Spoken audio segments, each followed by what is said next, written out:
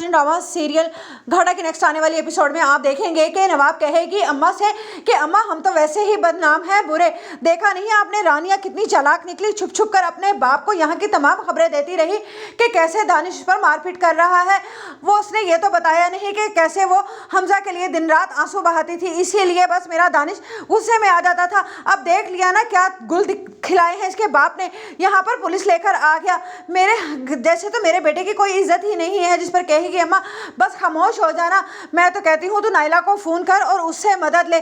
जिस पर कहेगी अम्मा क्या तुम्हारा दिमाग ख़राब हो गया है, ऐसा कुछ भी नहीं कर सकते हम, इस तरह हम ही बदनाम हो जाएंगे। नवाब जैसे ही ये बात कहेगी तो उस पर अम्मा कहेगी हाँ ये तो तूने ठीक कहा कि अगर हम नाइला को फ़ोन करके निहाल से मदद लेते हैं तो इस तरह तो हम ही बदनाम हो जाएंगे। लेकिन अब हमें क्या करना चाहिए? ये रानिया वाकई ही बहुत तेज़ है तो आखिर साजिदा की बेटी ना।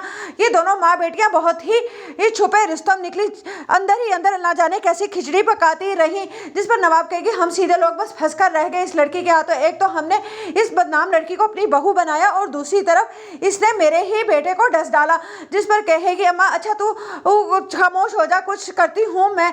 इतने में जब हमजा का बाप आएगा घर तो उस पर कहेगी नाइला कि मैं तो कहती हूँ कि बस फटाफट से अब डेट फिक्स कर लीजिए हमजा के निकाह की, ये ना हो कि कहीं हमजा इनकार ही कर दे।